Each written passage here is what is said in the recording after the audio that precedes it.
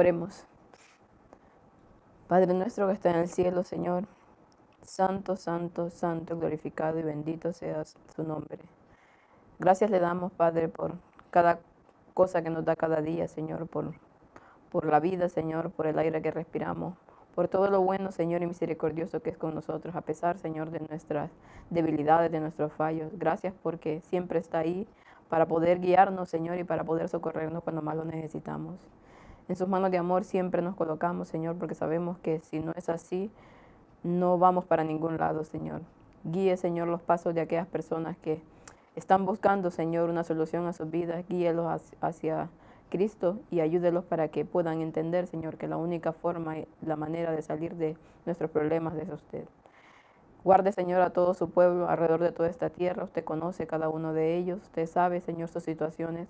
Guárdelos y ayúdelos para que puedan también ellos estar en la verdad presente, Señor, que hoy en día es tan difícil, Señor, por tantos vientos de doctrina que hay, pero sabemos que todos aquellos que le buscan de corazón, Señor, pueden llegar a encontrar esa verdad presente.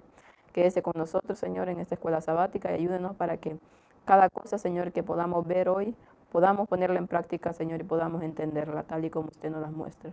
Todo esto lo pedimos al bendito nombre de su Hijo amado, Cristo Jesús, con el perdón de nuestros pecados. Amén. Amén. Feliz Santo Sábado a cada uno de los presentes y a cada una de las personas que está siguiendo la escuela sabática en directo, y a todas aquellas personas que más tarde, cuando esté subida esta escuela sabática, lo verán. Es la lección número 7. Es una lección un poco durilla porque ya entramos abiertamente dentro del tema del diezmo, un tema que en el mundo cristiano, pues algunos tienen un concepto, otros tienen otro, pero la palabra de Dios es clara y es directa en cuanto a este tema. Y hoy vamos a empezar a ver una vislumbre, porque a partir de ahora, pues las otras escuelas sabáticas van a ir ampliando más el tema. Tal vez algunas personas, bueno, claro, como estas escuelas sabáticas son hechas por la Iglesia Adventista, tal vez algunas personas dirán que, bueno, han empezado a hacer escuelas sabáticas para ir por el dinero, yo qué sé, cualquier cosa, pero bueno, yo no sé los motivos, ¿verdad? Pero lo que sí sé es que todo lo que se dice aquí está en toda la razón y es lo que Dios nos manda. Así que vamos a comenzar con el título que se dice honestidad para con Dios.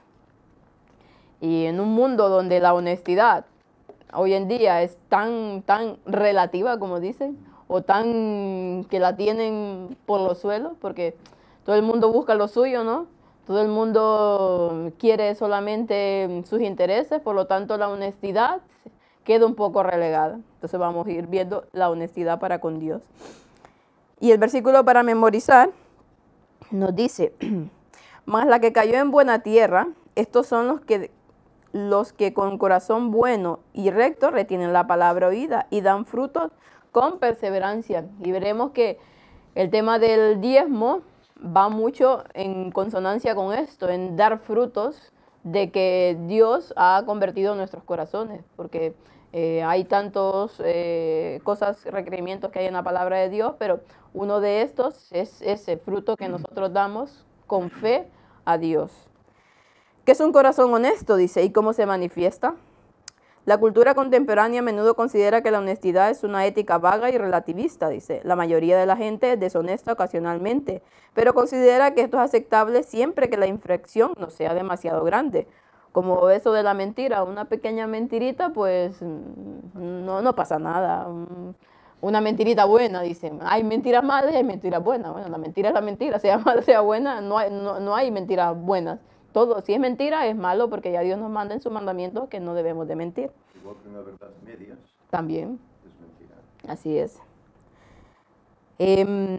También se puede, dice, alegar circunstancias específicas que justifiquen cierta deshonestidad. Bueno, ya veremos más adelante con el tema del diezmo algunos de estos ejemplos.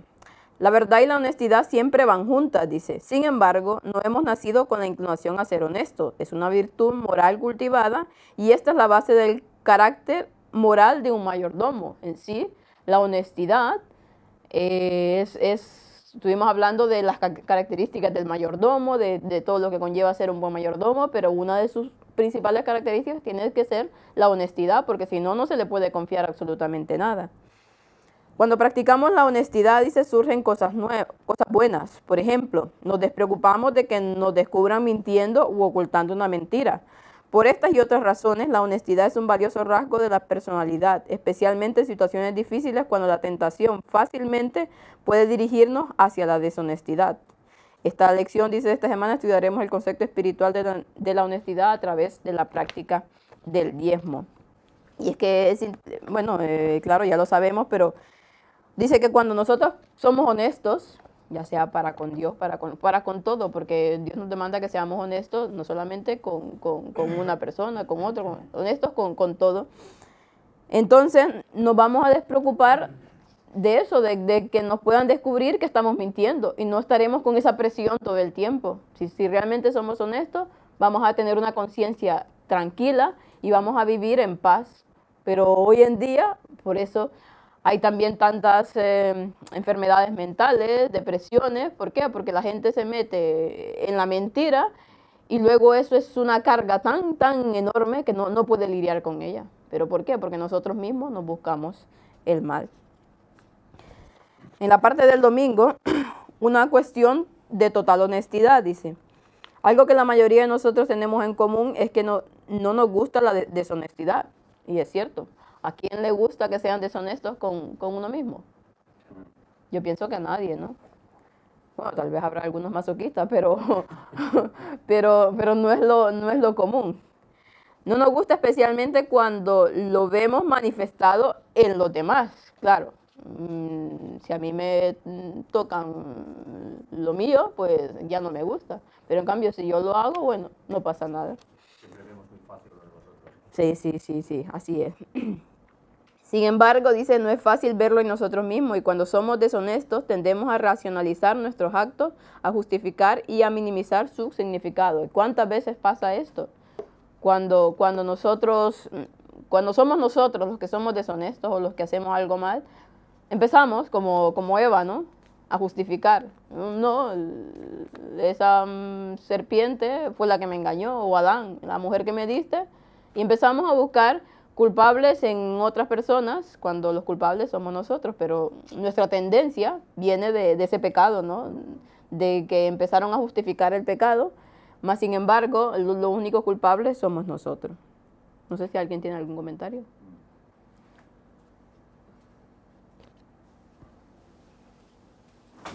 Bueno, es que el problema, como siempre, pues es el ego que tenemos, ¿no? Que al ego no le gusta bajar, no le gusta caer del pedestal. Buen sábado, que ha llegado. No le gusta bajar del pedestal al pedestal al ego, ¿no? Entonces es más fácil, o sea, cuando tú criticas a otro, es una manera muy fácil de alimentar el ego, ¿no? Porque haces bajar al otro para tú subir, ¿no? Así es. Y lo mismo cuando nos analizamos a nosotros mismos, claro, todos son excusas, ¿no? No nos gusta ver a nuestro ego visto en entredicho, ¿no? Entonces, por eso nos cuesta tanto, ¿no? Sí, así es, totalmente. Y dice aquí, por ejemplo, empezamos a decir, no es malo, es solo algo pequeño, nada importante. Es que es nada, es microscópico, pero ya eso microscópico ya ha dañado totalmente todo. La honestidad, o se es honesto o no, o se dice la verdad o una pequeña mentirita, no vale, somos deshonestos de igual manera. Podríamos engañarnos, dice, a nosotros mismos, incluso la mayor parte del tiempo, pero nunca engañaremos a quién, a Dios. Podemos engañar al que tenemos al lado, podemos engañar a cualquiera, pero a Dios, es que por más que nos ocultemos, por más que lo hagamos todos solos, a Dios jamás lo podremos engañar. Yo diría que aquí también entra cuando alguien nos reprende por algo que hemos hecho, el reconocer, ¿no? Sí, claro. Que esa persona pues lo ha hecho por nuestro bien, ¿no?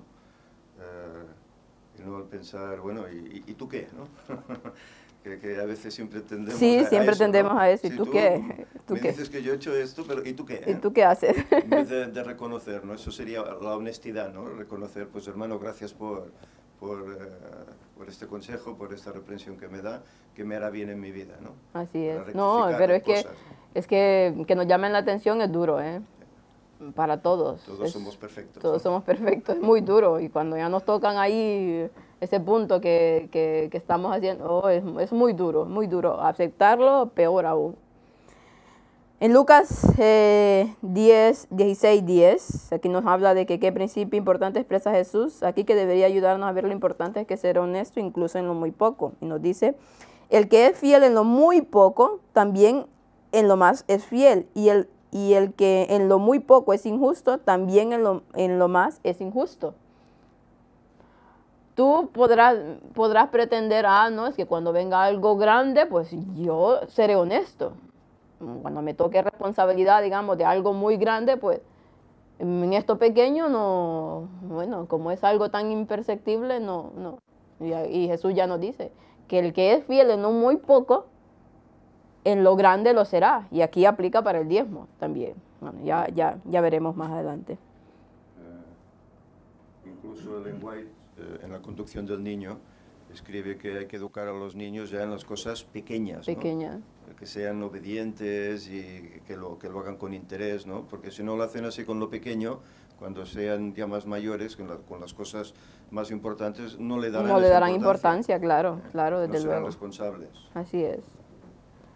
Dice, no obstante, Dios sabe con cuánta facilidad podemos ser deshonestos, especialmente cuando se trata de lo que poseemos. Cuando nos tocan la bolsa, la buchaca, como dicen aquí, ya tenemos problemas, y muchos problemas. Por lo tanto, nos ha dado un poderoso antídoto contra la deshonestidad y el egoísmo, a menos cuando se trata de posesiones materiales. Y es que vemos que empezaremos a comprender que el sistema del diezmo tampoco es porque Dios quiere, o Dios necesita, o porque Dios quiere molestarnos, por nuestro propio beneficio. Porque todo lo que Dios hace, todos los mandamientos, todo lo que ha dejado es por nosotros mismos. No por otras, sino por nosotros mismos, porque para ayudarnos a nosotros mismos. Vamos a buscar Levíticos, alguien que me busque Levíticos 27:30 y otro Malaquías 3:8. Ahora que has hablado sobre el tema infantil, en este caso también, pues no se trata de programar a los niños, sino se trata de educar a los niños para que ya crezcan haciendo lo que deben, para que después no les resulte un trauma el tener que saber que tiene que dar diezmo. Sí. Yo recuerdo como a mí se me instruyó de pequeñito y yo normalmente no tenía nunca un duro, un centavo ni un nada. Pero si alguna vez alguien me daba algo, yo era consciente que tenía que sacar el diezmo de eso y lo entregaba en un sobrecito allí al tesorero de la iglesia. Y esto te ayuda a subir ya con una conciencia de que eso es necesario y que es lo que se debe hacer, porque si no, estás robando a Dios. Bueno, por desgracia hay personas que de pequeños no enseñan esto a sus hijos y después sus hijos pues ya crecen con otra mentalidad y luego problemas. Así es. Sobre todo problemas de salvación, que eso es lo más grave. Es lo más grave, sí. Es que ya veremos lo importante que es el diezmo, que implica nuestra salvación también. Levítico 27:30, ¿alguien lo tiene? Y Malaquías 3:8.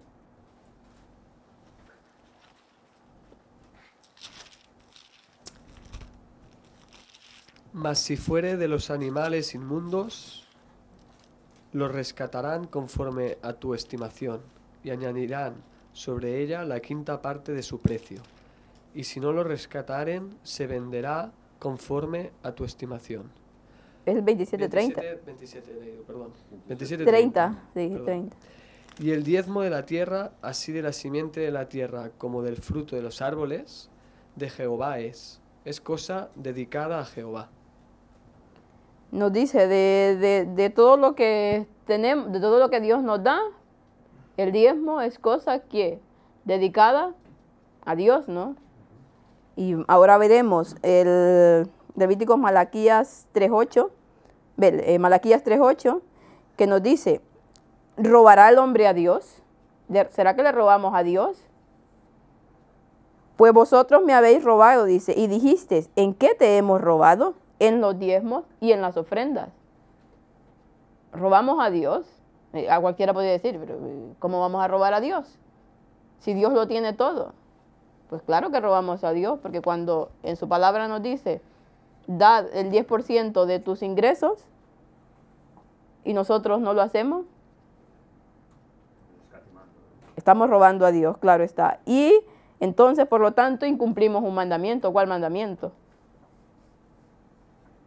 El de no robarás.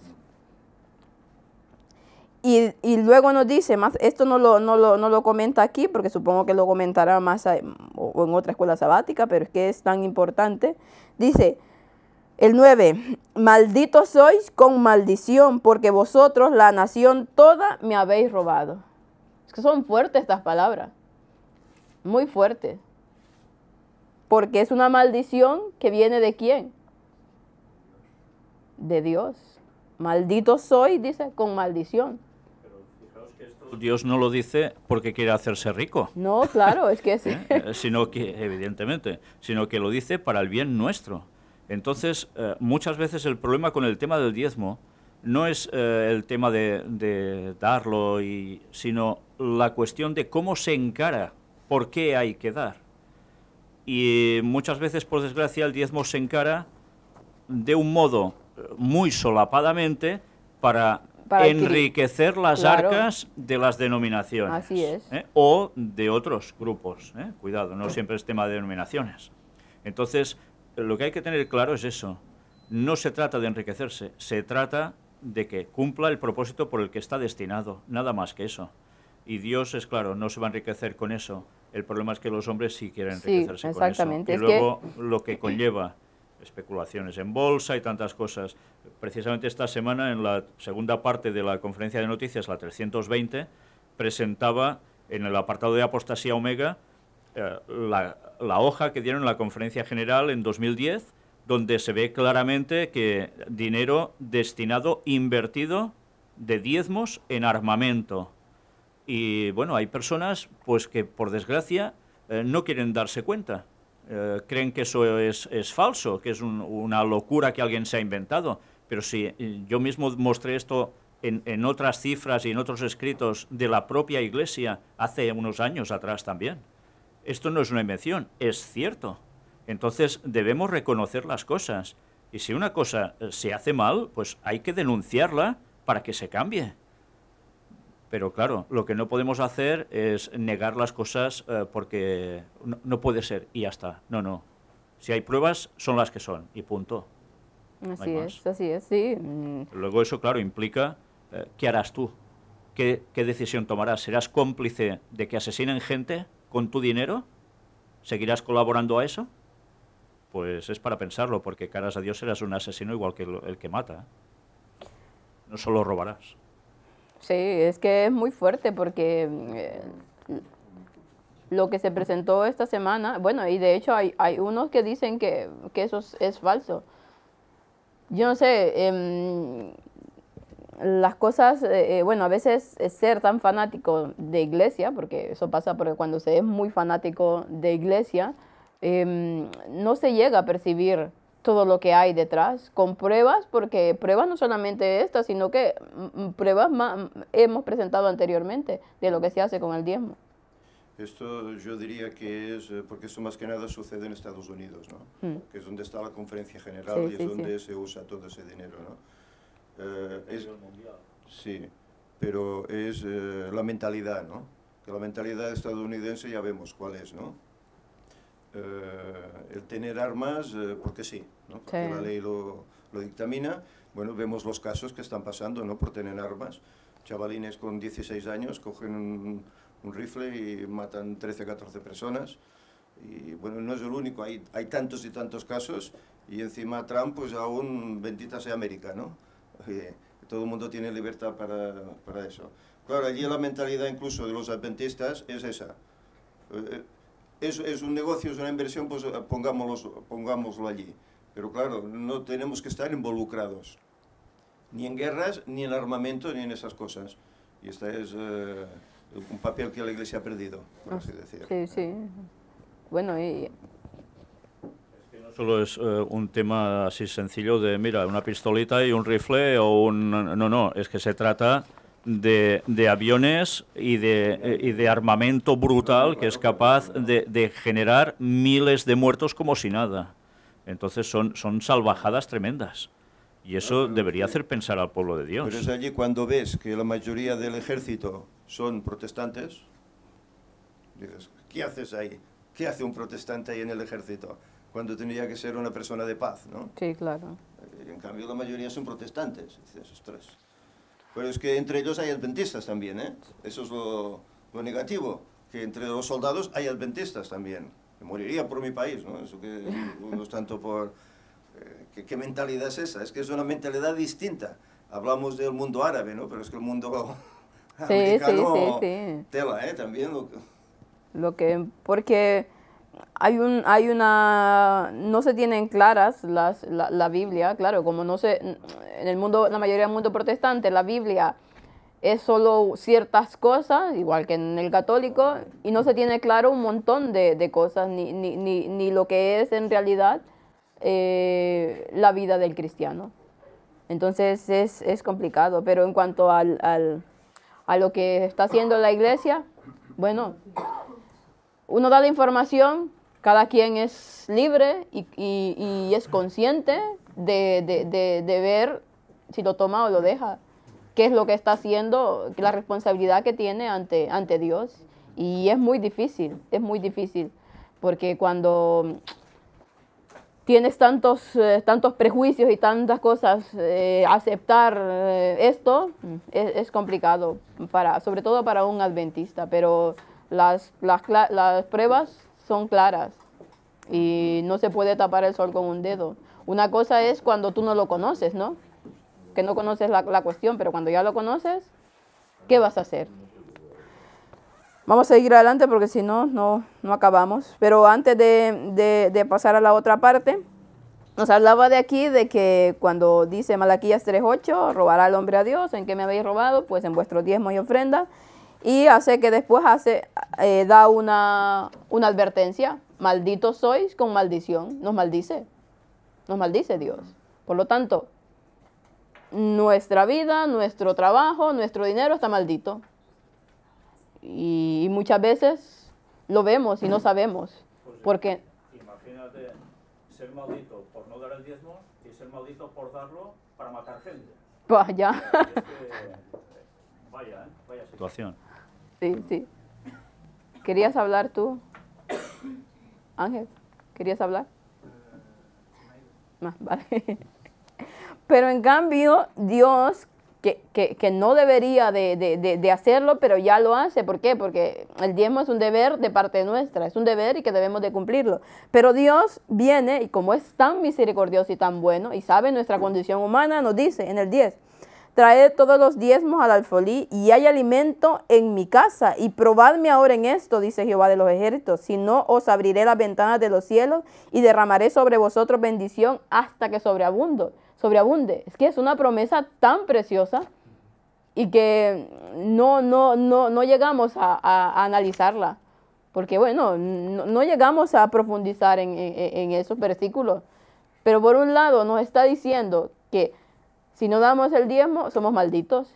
Pero que si nosotros somos fieles a Dios, nos da bendiciones y hasta que sobreabunde. O sea, no nos va a faltar absolutamente nada. Porque demos esa parte a Dios, no nos va a faltar absolutamente nada. Claro, ya veremos que implica, lo del diezmo implica mucha fe. Pero ahora estamos. ¿Y lo del alfolí? ¿Qué quiere decir? ¿A dónde va? Porque claro, eso es lo que interpreta la Iglesia Adventista, que todo debe ir concentrado a la iglesia, allí, claro. A la Iglesia, a la denominación. Y gracias a Dios que pudimos mostrar todos los escritos de Ellen White donde aclaraba eso a la perfección, que el alfolí no es solo la denominación, sino es donde se hace la obra de Dios y no se dan recursos a ese lugar. Y allí hacen falta los diezmos.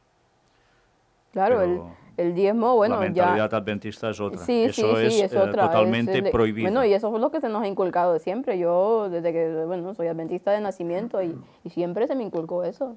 Los diezmos son para la iglesia y para nadie más.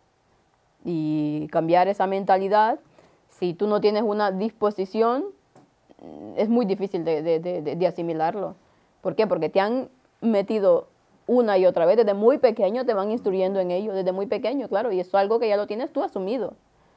y cambiar eso que ya tienes asumido, como en muchas otras cosas de nuestra vida, es muy difícil, pero solamente cuando tenemos esa predisposición a Dios, es cuando realmente nosotros entendemos y comprendemos, y cuando estudiamos, porque a veces pasa que es porque no tenemos información, pero porque no la buscamos.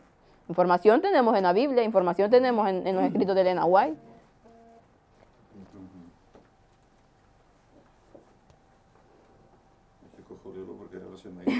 También.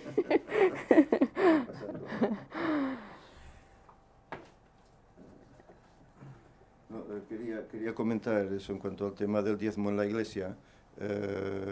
Sí, bueno, en parte está bien, siempre y cuando se haga lo correcto, se claro. tiene que dar a la iglesia, porque la iglesia lo que tiene que hacer es predicar el evangelio, sostener al ministro que lo hace, etcétera, ¿no? Sí. Pero claro, cuando ves cómo se emplea en esas inversiones ilegítimas, pues claro, dices, caray, ahora bien, ¿qué tengo que hacer entonces? ¿No darlo porque se emplea mal?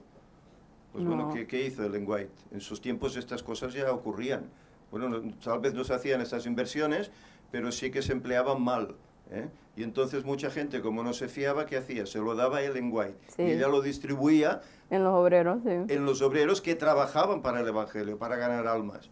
Y ya lo repartía según le convenía, según su criterio, ¿eh? Pues bueno, hoy hay que hacer lo mismo. Si vemos que la iglesia no funciona bien en este aspecto, pues hay que buscar pues, un ministerio, una persona que predique el Evangelio, que gane almas para Cristo, y hay que dárselo a esa persona que está viviendo. Tiene que vivir del Evangelio, porque si no, no puede dedicarse a eso, ¿eh? Es decir, que el problema es exactamente el mismo. El mismo, claro, claro. Pero todo esto, no escrito de Elena White, yo hasta ahora, hasta hace unos pocos años los conocí, no los conocía, absolutamente, para nada. Bueno, porque esto no se suele mencionar, Sí, claro. Están ahí, pero no se suele mencionar, Claro. por eso, para que el diezmo se dé a la iglesia, ¿no? Claro, claro. Dice, para terminar esta parte, no se extiende, una cita de Elena White, no se extiende ninguna invitación a la gratitud o a la no se extiende ninguna invitación a la gratitud o generosidad. Es una cuestión de simple honradez. El diezmo pertenece al Señor y Él nos ordena que lo devolvamos lo que le pertenece. Si la honradez es un principio esencial en los negocios, no hemos de reconocer nuestra obligación hacia Dios, obligación en la que se basan todos los demás. El hecho de devolver el diezmo, dice, bueno, nos hace algunas preguntas personales aquí. Vamos a la vida de fe, dice, y nos da un ejemplo de Abraham cuando sacrificó a su hijo Isaac, cuando iba a sacrificar a su hijo, que no lo sacrificó cuando lo iba a hacer. Antes de que se te vaya. Sí, creo que ya me... No, que dice Eclesia, definición de Eclesia, reunión popular, específicamente congregación religiosa, sinagoga judía, comunidad cristiana de miembros en la tierra o santos del cielo o ambos. Asamblea, concurrencia, congregación, iglesia. No veo yo institución, empresa o algo así. Sí. O sea, cuando todos se reúnen en mi nombre, Ahí estoy yo, dice. ahí estoy yo entre ellos. Por lo tanto, el problema es el concepto de definición de iglesia. Sí, sí, sí, sí. Y sabemos que está la militante y está la triunfante. Y que en ocasiones no coinciden. Y bueno, si nosotros sabemos que hay que ser el pueblo de Dios más que iglesia conocida, comúnmente conocida, ¿no? El pueblo de Dios es la iglesia. Entonces ahí donde se reúnen es igual donde se reúnan. Mientras se hable de la verdad, eso es lo que hay que promulgar y promocionar. Y es la responsabilidad de cada uno.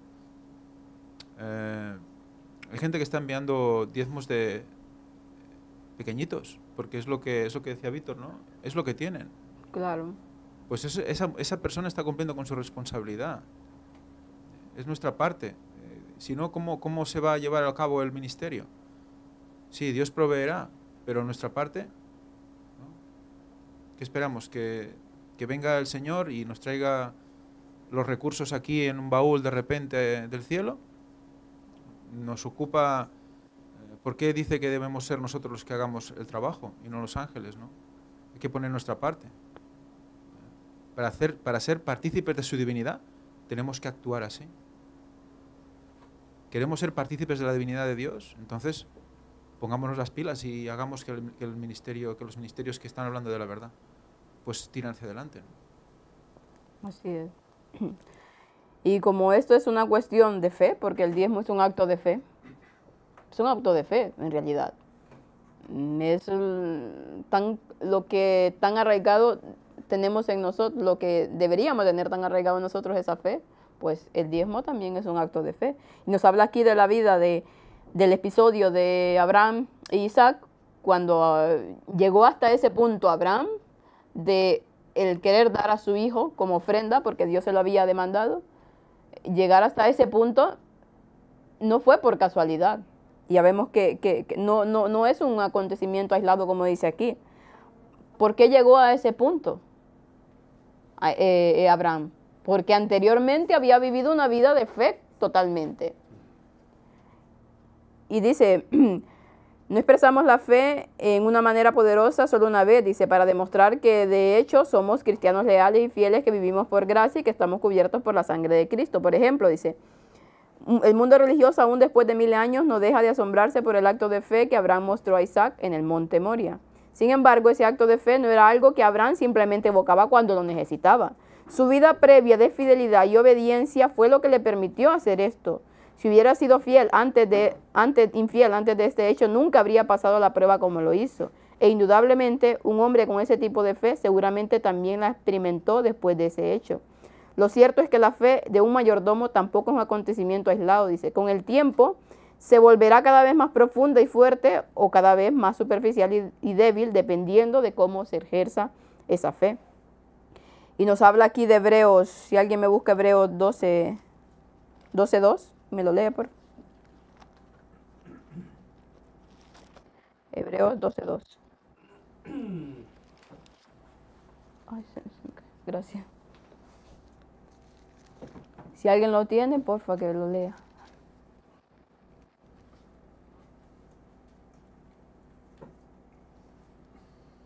¿Nadie?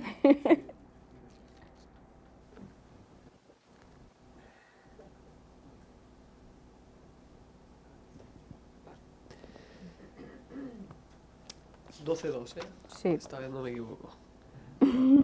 Puestos los ojos en Jesús, el autor y consumador de la fe, el cual, por el gozo puesto delante de él, sufrió la cruz, menospreciando el oprobio, y se sentó a la diestra del trono de Dios. Sí, ya. Vemos que Abraham llegó a demostrar esa fe tan grande. ¿Por qué? Porque sus ojos estaban puestos ¿en quién? En Jesús. El de antemano se le mostró, ya se les había mostrado el sistema judío de sacrificios, ¿no? Con él, cuando iba a sacrificar a su hijo Isaac, pues Dios le mostró el plan de salvación también. Y entonces él tenía su vista puesta en Jesús, que con Jesús no iba a faltar nada, pero para eso tenía que ser ¿qué? Fiel a Dios, y era fiel en todo. Y Abraham tenía muchas posesiones, era un hombre muy rico, no solamente era un hombre con una inteligencia y con un valor muy grande, sino que era un hombre que tenía muchas posesiones. ¿Pero qué? Tenía muy claro lo que pertenecía a Dios, tenía muy claro su deber para con Dios. Y todo ese camino que él fue avanzando desde que Dios lo llamó, pues demuestra que su fe iba creciendo cada vez más, hasta el punto de que Dios le pidió a su hijo y él no se negó. Y y todo el mundo, como dice aquí, se sorprende de este gran acto de fe de Abraham, pero vemos que su vida anterior iba creciendo en fe. Cuando vemos autor y consumador de la fe, sabemos que es autor por creación, ¿no? Porque viene de él y él la da. Y consumador. ¿Qué quiere decir exactamente consumador de la fe? Si recordamos el texto de Juan 19:30, dice, cuando Jesús hubo tomado el vinagre, dijo, consumado es. Y habiendo inclinado la cabeza, entregó el Espíritu. ¿Cuándo se consuma la fe? ¿Cuándo podemos tener acceso directo al cielo por fe? ¿Gracias a qué, no? Está consumada justo cuando Él muere en la cruz. Y leemos a veces el texto y no nos acordamos de esa parte, ¿eh? Autor y consumador. Y queda bonito y rima, y porque lo decimos muchas veces, pero es ahí, justo ahí, en ese momento cuando realmente la consuma, ¿no? Es como que somos suyos, ¿no? Somos suyos por creación y por redención. Si vemos la consumación, significa pagar, satisfacer, terminar. O sea, que ahí pagó para que nosotros pudiéramos acceder por fe, ¿no? Igual que la redención, que es pagar, bueno, que es liberar a un esclavo, ¿no? Pagar para liberar a un esclavo. O sea, que todo está ligado en esas dos palabras. Así es.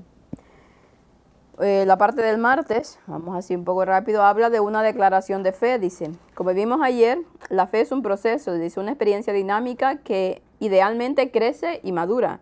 Y una manera con la que Dios consuma nuestra fe y lleva a su plenitud es a través del acto de diezmar. Bien entendido, dice, el diezmo que se devuelve a Dios no es legalismo. Cuando diezmamos no estamos trabajando ni tratando de abrirnos paso al cielo.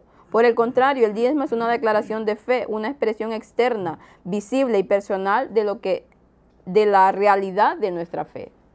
Porque claro, hay muchas personas que dan con el objetivo como los católicos, ¿no? De ganarse el cielo, o de como Dios dice que va a dar bendiciones, pues mira, voy dando y para que vayamos teniendo más.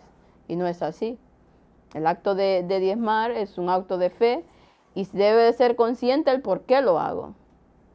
Si lo voy a hacer por una cuestión de adquirir o de querer más, ya lo puedes dar 1000 veces y que no vas a recibir la bendición que Dios quiere darte. O si lo quieres dar porque, mira, con ese de que es una obligación, pero que te pesa darlo, mejor no lo hagas, dice el Señor. Porque tu motivo por el que lo estás dando no es honesto, no es el que debería ser. Entonces debemos de tener claro que la obligación de Dios es un acto de fe y requiere amor al hacerlo, porque si no, no estamos haciendo nada. Al fin y al cabo, dice, cualquiera que puede decir que tiene fe y que cree en Dios, es incluso que cree en Jesús. Como sabemos, también los demonios creen, dice, en Dios. Pero tomar el 10% de tu ingreso y devolverlo a Dios, eso es un acto de fe. Sobre todo cuando, mira, como decía Ángel, ganas, yo qué sé, bueno, en este caso aquí, ¿no? 100 euros. Todo lo que... Y resulta que esos 100 euros tienes que destinarlos porque necesitas esto y esto y esto. Pero claro, tienes que dar el 10%. ¿Cuándo es el 10%? 10 euros. Pero dice, no me ajusta. Entonces no lo doy porque no me ajusta, no estoy supliendo mis necesidades. Entonces, ¿qué está pasando ahí? No tienes fe. La verdad es que sí que Dios ama al dador alegre, ¿no? No, claro. Dice la palabra de Dios. Pero sí que es verdad que cuando actuamos por fe, lo hacemos muchas veces no sintiendo esa alegría. Sí, no ya pasa, ya pasa. Entonces, el dador debe dar, si el que quiere seguir al Señor, hay muchas cosas que hará por fe. Evidentemente tiene que saber por qué lo hace. Claro. Seguro que comprende por qué lo hace, pero aún tiene esa sensación de, ostras, pero esto realmente, no está realmente convencido aún, ¿no? Pero por fe debe hacerlo, porque ese acto le va a influir para bien en su pensamiento. O sea, tiene que haber un equilibrio también, ¿no? Si nosotros solo hacemos las cosas cuando sentimos que debo hacerlo y tal, pero es que hay una parte de que, como es la transformación de nuestro entendimiento, de nuestra mente, poco a poco lo vas entendiendo, lo vas asimilando y entonces lo vas haciendo por fe, ¿no? Porque sabes que es lo correcto, ¿sabes? Y cuando lo vas a hacer quizás no estés, quizás te duela o te cueste, pero cuando lo has hecho, cambia todo. Yo he experimentado eso, al principio me pasaba, ¿no? Lo dabas y lo dabas como diciendo, seguro, pero cuando lo acabas de dar, te encuentras bien. Estás en paz con Dios, sabes qué es lo que debes hacer, ¿no? Así Entonces es. como que lo de siempre, ¿no? Tú actúas por fe y la bendición viene después, ¿no? Así es, ¿no? Sí, a ver, en ese sentido, claro que sí. Yo digo, eso de que es una obligación tan penosa, que no debería de ser así. Pero claro, como somos seres humanos, nos cuesta mucho, y sobre todo cuando nos toca la bolsa, como digo, es cuando más cuesta. Pero, claro, por eso es un acto de fe también, pues. Es un acto de fe que debemos de ejercerla si queremos realmente seguir a Dios y si queremos la salvación. Nos habla acá en la parte del porque quiero enfocarme en el otro día, que creo que es la parte que quería enfocarme más. Nos habla aquí una cita de Elena White, dice: el plan de Dios en el sistema del diezmo es hermoso por su sencillez e igualdad, dice.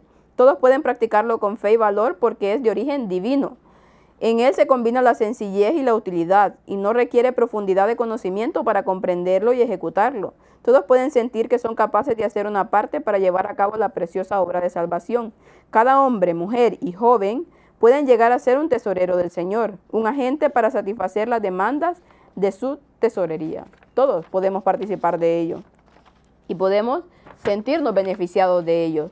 No, como decíamos antes, no que lo vamos a dar y que vamos a esperar que nos den, yo qué sé, millones y millones, sino que con el hecho de que decía Ángel, de la bendición de que es sentirse en paz. Ya con eso hemos ganado un montón de cosas. El hecho de sentirse esa paz de que hemos hecho lo correcto y que por lo tanto Dios nos bendice con esa paz, ya por eso es que es una gran bendición que Dios nos da. Y la parte del miércoles, ya veremos aquí la cita de Elena White, que yo... Probadme en esto. Sí, con el micro. El tema del diezmo dice, probadme en esto. O sea, que en parte sí que hay un... Sí, hay un tranquilo, que Sí. tú haz lo que tienes que hacer, que yo voy a responder porque es una promesa, ¿no? Es que no te va a faltar nada. Probadme en esto, es muy fuerte. Es que diciendo, bueno, pues venga, va, dale, ¿no? Pruébame en esto y verás que no vas a salir decepcionado. Es una promesa, es palabra de Dios, por lo tanto, es que no... Está escrito, o sea, no es cuestión de imaginárselo, no, está escrito. No, es que está escrito, es que es algo muy... es la palabra de Dios y contra ella no podemos hacer nada. Y como dice aquí, es algo muy sencillo de entender. No es que necesita un teólogo para que lo comprenda. Está ahí tú por ti mismo. Es que las palabras son tan claras que cualquiera lo puede entender. Incluso... El micro, sí.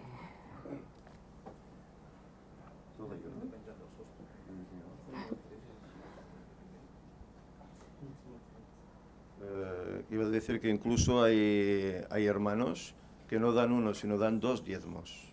Sí. Y bueno, y lo dan por eso, porque la bendición es tan grande que pueden dar un segundo diezmo y no quedan cojos. No. Bueno, de hecho, me acuerdo que leímos un testimonio de una hermana que no sabía esto del diezmo y cuando lo empezó a comprender, empezó a dar el 10%, pero vio como Dios era tan fiel y lo daba de una manera tan increíble que empezó a dar el 20%. Yo no sé si llegó a dar el 30% de sus ingresos. Y Dios la bendijo de una manera impresionante, porque era un acto de fe muy grande. Claro, ella fue lo que sintió en ese momento, pero Dios nos demanda un 10%. Vemos que Dios nos demanda un 50%, o un 30%, un 10%, porque sabe que eso es lo que nosotros necesitamos y que todo lo demás nos rendirá. La parte del miércoles dice, el diezmo honesto, cosa sagrada a Jehová, dice. A menudo hablamos de dar el diezmo a Dios, dice, pero ¿cómo darle a Dios lo que ya posee? Bueno, hablamos de Levíticos 27:30, que ya lo leímos, dice, el diezmo pertenece al Señor, dice, y por ende es santo. Si es que veremos aquí más adelante la cita de Elena White, donde compara el acto de diezmar con guardar el sábado. El diezmo pertenece a Dios y por ende es santo, dice. No se santifica mediante un voto o un acto de consagración. Simplemente es santo por su misma naturaleza. Pertenece al Señor. Nadie, excepto Dios, dice, tiene derecho a él. Nadie puede consagrarlo al Señor, porque el diezmo nunca es parte de la propiedad de una persona. ¿Por qué? Porque es de Dios, dedicado a Dios. Nosotros no santificamos el diezmo, dice, Dios lo hace de oficio, tiene ese derecho. Como mayordomo, dice, le devolvemos lo que es suyo. El diezmo está dedicado a Dios para una tarea específica. Retenerlo para cualquier otro uso es deshonesto. Nunca se debe interrumpirse la práctica de devolver un diezmo santo, dice. Y nos habla aquí de Hebreos 7 del 2 al 10. Vamos a leerlo. Hebreos 7 del 2 al 10. Dice, asimismo, a quien asimismo dio a Abraham los diezmos de todo, dice, cuyo nombre significa primeramente rey de justicia y luego también rey de Salem, que es rey de paz. Sin padre, sin madre, sin genealogía, que ni tiene principio de días ni fin de vida, sino hecho semejante al Hijo de Dios, permanece sacerdote para siempre. Considera pues cuán grande es este, a quien aún Abraham el patriarca dio el diezmo de los despojos. Ciertamente los que entre los hijos de Leví reciben el sacerdocio tienen mandamiento de tomar del pueblo los diezmos según la ley, es decir, de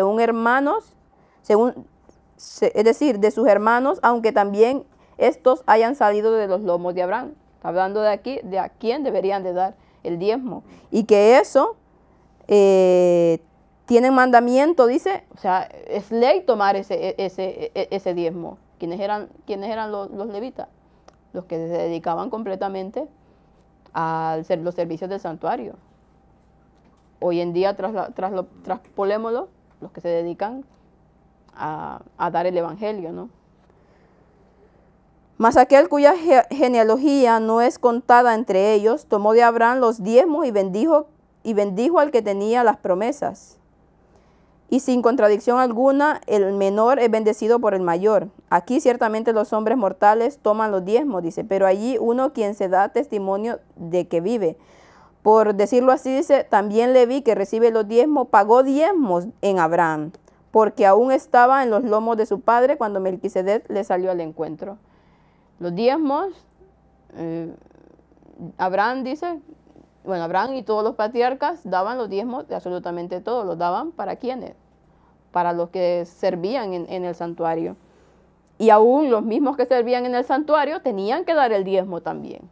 No es porque ellos recibían, iban a quedar exentos de hacerlo. Tenían que, ¿por qué? Porque era una responsabilidad ante Dios que todos deberían de hacerlo. Así como el sábado es santo, dice, así también el diezmo es santo. La palabra santo significa apartado para uso sagrado. El sábado y el diezmo están conectados de esa manera. Apartamos el día de reposo sabático como sagrado, dice, como santo, y separamos el diezmo como la posesión sagrada de Dios, como algo santo. Y nos dice aquí en la cita de Elena White, Dios ha santificado el séptimo día, dice, esa porción específica de tiempo, que es como el diezmo de la semana, ¿no? El sábado. Esa porción específica del tiempo puesta aparte por Dios mismo para el culto religioso continúa siendo tan sagrada hoy como cuando fue santificada por primera vez por nuestro Creador. Asimismo, el diezmo, dice, de nuestras entradas es santo a Jehová. El Nuevo Testamento no promulga de nuevo la ley del diezmo como tampoco la del sábado, porque la validez de ambas se da por establecida y su profundo significado espiritual se considera explicado. Mientras nosotros como pueblo procuramos firmemente dar a Dios el tiempo que Él se ha reservado como suyo, ¿no le daremos también esa parte de nuestros recursos que Él reclama? Hace una comparación del sábado con el diezmo. El hecho de guardar el sábado y el hecho de dar el diezmo van de la mano, dice. Son actos de fe también. Porque cuando te toca guardar el sábado, cuando vas a un trabajo y te piden el sábado, y tú tienes que decir que no, ¿qué es? Un acto de fe total, con lo mismo del diezmo. O sea, es santo, tanto el sábado Dios lo santificó y el diezmo está santificado. Pero claro, como es un tema complicado, porque, bueno, el sábado hablamos de nuestro tiempo, ¿no? Pero el diezmo hablamos de nuestro dinero, que yo, ¿por qué voy a dar dinero a, yo que sé, a quién y cómo lo voy a usar? Es algo que no es fácil de asumir y de asimilar, pero Dios nos demanda aquí que lo hagamos, porque si no, estamos incumpliendo un mandamiento. Y por lo tanto, si no damos el diezmo, si no le damos a Dios lo que pertenece, no seremos salvos. Así de simple. no cumplimos con todos los mandamientos, lo que Dios nos demanda. Con esto creo que vale la pena aclarar que cada persona tiene su conciencia. Claro, también. Y cada persona sabe, evidentemente hay que darlo, pero cada persona debe analizar dónde hay que darlo. Sí. Porque eso también es algo que nos debemos plantear absolutamente todos. Hay que razonar, saber dónde se da, si allí se está dando la verdad o a medias, y si es a medias ya no es como debe ser. Todos esos requisitos se deben saber. Entonces, hay personas que lo están dando a la Iglesia Adventista, otros a otras denominaciones, otros a grupos, pero por desgracia muchos no analizan si lo que se está diciendo desde allí es lo que debe ser, ni si se hace la labor que debe hacerse en general. Bueno, ayer precisamente recibía un correo de una persona que sinceramente la vi muy honesta, y que decía que hacía un poco que seguía todo esto y quiere enviarnos el diezmo, pero que a su vez quiere apoyar a un grupo que cuando me dijo el nombre, pues le tuve que decir lo que es ese grupo y que a partir de aquí que decida, porque no se trata de que nos lo envíe a nosotros. Le dije sinceramente, mejor que se lo envíes todo a ellos, porque es que nuestro mensaje y el suyo no tienen nada que ver a la hora de la verdad, nada que ver. Aunque parece que, pero nada que ver.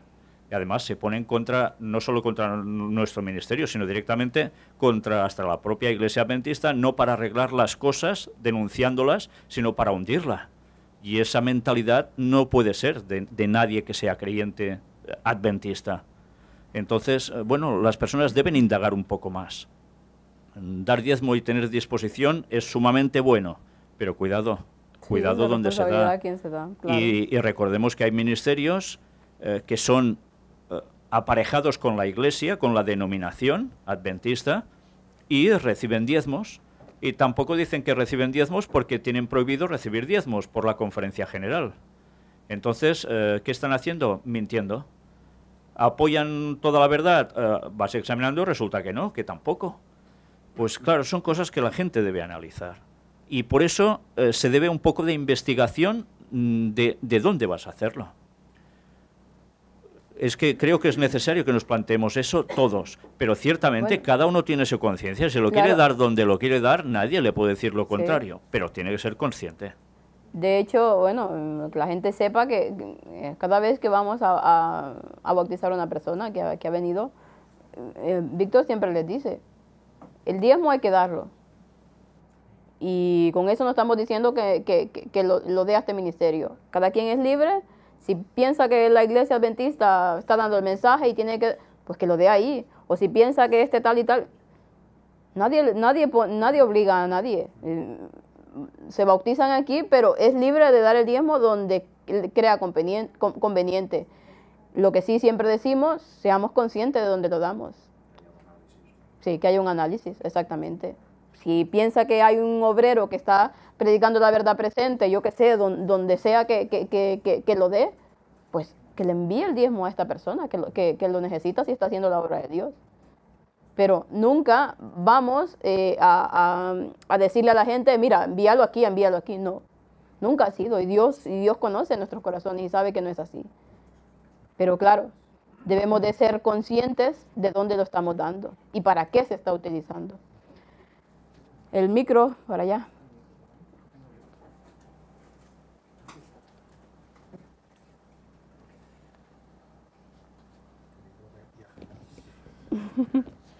Luego interesante el hecho de que todo el tema de la agricultura, para marcar las estaciones, para marcar las fiestas, y el símil que se hace en la palabra de Dios con el hecho de segar, y que nosotros somos también el símil de esas plantas de cebada o de trigo, ¿no? que son recogidos y son llevados al granero, ¿no?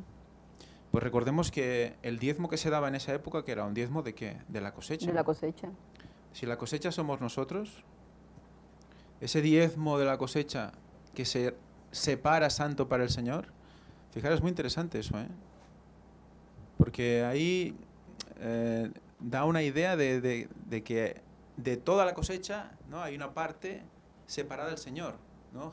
Personas quizás que se dedican plenamente, ¿no? a dar, a hacer, se separan para ellos, ¿no? Y de hecho nosotros debemos ser así. Es muy interesante eso. Sí, sí, sí. Bueno, y también hablamos del diezmo de lo que poseemos y el diezmo también de nuestro tiempo. Bueno, hablamos de que el diezmo de nuestro tiempo en la semana sería el sábado, ¿no? Apartado para uso santo, debemos dedicarlo completamente a Dios, tanto de puesta de sol a puesta de sol. Es un tiempo sagrado, que no debería de haber absolutamente nada para uso que no sea uso santo, que no sea para Dios. También nos olvidamos de esa parte. Entonces ese diezmo estaría representando a la gente del pueblo del tiempo final, o a la gente que ha decidido estar con el Señor. O sea, es muy interesante. O sea, que el resto de cosecha se queda en la tierra, porque es utilizada para uso en la tierra, por lo que sea, y ese diezmo, esa separación de los que van a estar con Dios. Así es. Y en nuestro día también, ¿cuánto tiempo le dedicamos a Dios? Es que si contamos el diezmo del tiempo real, ¿cuántas horas tiene un día? 24, ¿no? ¿Y el 10%? 2 horas. Serían 2 horas 40 minutos dedicados al Señor diarias. ¿Cuántos Claro. lo hacemos o lo hacen? Yo no me incluyo ahí. Yo tampoco. Yo lo hago. ¿Sí? Las horas de dormir las podemos... La puede- No, son 24 horas. Dormir hay que dormir en teoría 8, ¿no? Sí, entendemos A lo mucho. mejor dormimos 10, 12. Realmente, estamos rogando a Dios en tiempo también. Es que es un tema tan amplio y cuando se entiende, uno realmente es consciente de lo mal que hace las cosas muchas veces. Cuentas, la matutina, 5 minutos. El año bíblico, 10. La escuela se va a llegar. 10 minutos más. Dije, total, media horita. Sí, media horita y ya está. ¿Y Dios cuánto tiempo nos dedica a nosotros? Todo. Todo. Es que si Él nos dedicara todo el tiempo, todo es, Él nos sustenta. Claro. Y la última parte nos habla del reavivamiento, la reforma y el diezmo. Dice, el largo reinado de Ezequías es considerado el punto culminante para la tribu de Judá. Desde el reinado de David y Salomón, Israel no había gozado tanto la bendición de Dios. En 2 de Crónicas 29 al 31, este relato de Ezequías sobre el reavivamiento y reforma hizo lo recto ante los ojos de Dios. Quedó establecido el servicio de la casa de Jehová. Se celebró la Pascua, dice. Hubo entonces gran regocijo en Jerusalén. Se destruyeron las imágenes paganas, los altares y los lugares altos. Hubo un repentino reavivamiento de corazón y de reforma en las prácticas que dio como resultado una abundancia de diezmo y ofrenda. Se habían olvidado también del diezmo. En ese momento de apostasía y de que todo estaba en ruinas. Y cuando hubo ese reavivamiento, La deportación. cuando hubo ese reavivamiento, cuando Dios permitió que hubiese eso y empezaron a quitar los ídolos y hacer todas las reformas posibles, también hubo un reavivamiento de ¿qué? De los diezmos. Empezaron a dar, dice, diezmos y fue como se terminó construyendo el templo. Entonces, cuando hay un reavivamiento, pues tiene que haber una reforma. Esto, bueno, habla de los que ya son parte del pueblo de Dios también, que ha habido un decaimiento y ahí resurge el reavivamiento y hay una reforma. Y la reforma incluye también la parte del diezmo. Pero fijémonos como todos daban. Sí, Tanto en el momento de que se construye el santuario en el desierto, como en el momento que se reconstruye la muralla, el templo. O sea, siempre había un pueblo unido que daba todos a una. Y el que no tenía una cosa daba la otra. Sí. Todos. Y eso Sí, creo sí, que sí, debe ser un toque para nosotros también. Lo mínimo, lo que sea, pero tiene que haber una ayuda al ministerio, al mensaje, ¿no? ¿no? Sí, lo que decíamos antes. Mira, yo que gano muy poco, o no gano casi nada, o no tengo trabajo, yo qué sé, cualquier cosa. Pero algún ingreso hay, ¿no? Pues por muy poco que sea, ese ingreso Dios lo bendice. Por lo tanto, si lo bendice, si no tienes suficiente para cubrir, pero das ese acto de fe de diezmar, pues las bendiciones te vendrán. Y tu necesidad siempre estará suplida. Tu pan y tu agua, dice Dios, lo necesario para tu vida, para que sigas adelante, va a estar cubierto. Pero a veces queremos las cosas sin hacer la voluntad de Dios, ¿no? Y así no funciona. Y a pesar de todo eso, Dios es misericordioso con nosotros porque sabemos que somos tan lentos para entender las cosas. Pero cuando las sabemos, debemos de ponerlas en práctica, porque si no, no tendremos la bendición de Dios.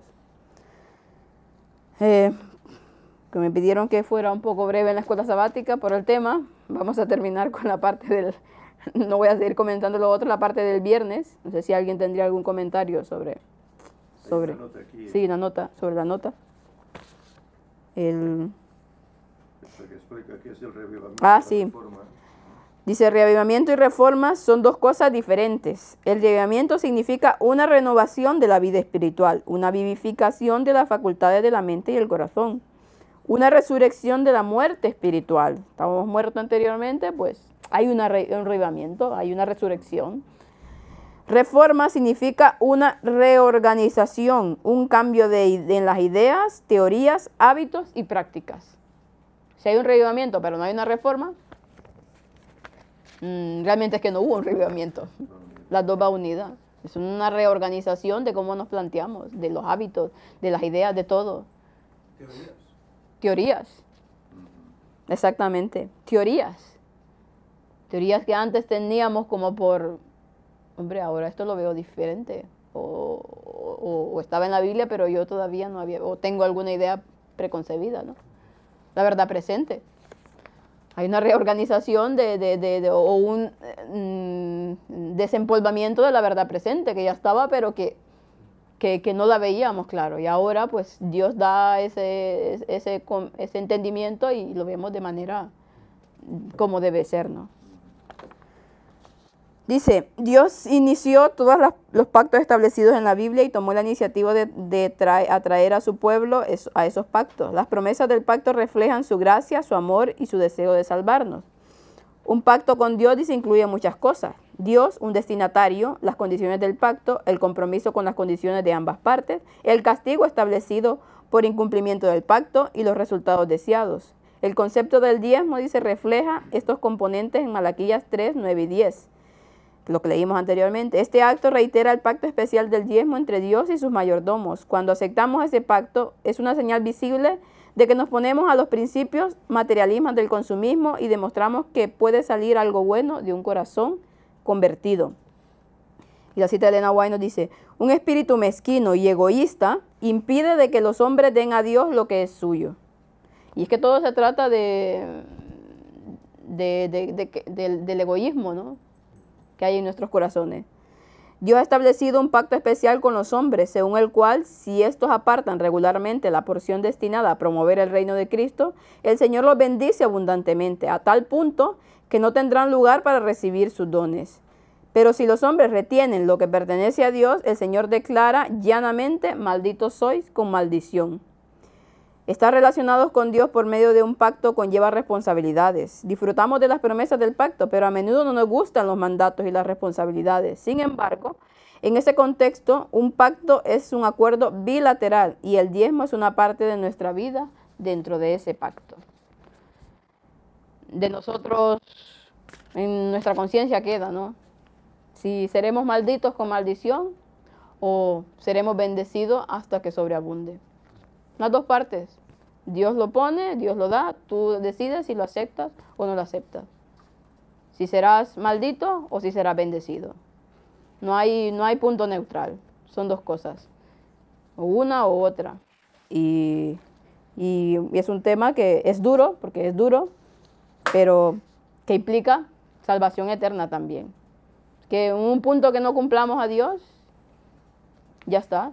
No tenemos la salvación. Un mandamiento que incumplamos y no somos salvos. Que Dios nos ayude pues a que podamos, como dice Víctor, tener responsabilidad también, investigar, entenderlo, tratar de entenderlo si no lo entendemos, estudiarlo y con oración pues ya Dios hará el resto. Así que vamos a terminar con una oración.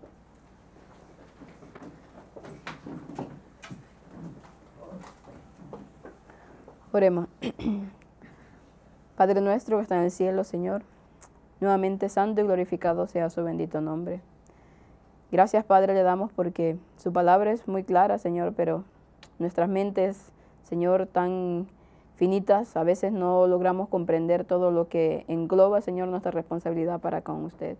Ayúdenos, Señor, para que todo lo que entendemos, Señor, aprendemos y conocemos, podamos ponerlo en práctica y que por medio de su Espíritu Santo vayamos haciendo esos cambios que necesitamos en nuestra vida para poder, Señor, ser parte del reino de los cielos. Usted sabe, Señor, las necesidades que hay en medio de su pueblo. Usted conoce cada situación, Señor, cada vida. Ayúdelos para que puedan ser, Señor, fieles a usted en todo lo que usted demanda y para que nosotros, Señor, podamos ser instrumentos fieles a usted para que este mensaje, Señor, pueda seguir llegando a tantas personas que están padeciendo, Señor, por toda la impiedad de este mundo. Quédese con nosotros hoy y siempre y quédese con todo su pueblo, Señor. Provea a los más necesitados y ayúdenos para que nosotros también podamos ser parte de esas necesidades. Todo esto se lo pedimos en el bendito nombre de su Hijo amado, Cristo Jesús, con perdón de nuestros pecados. Amén.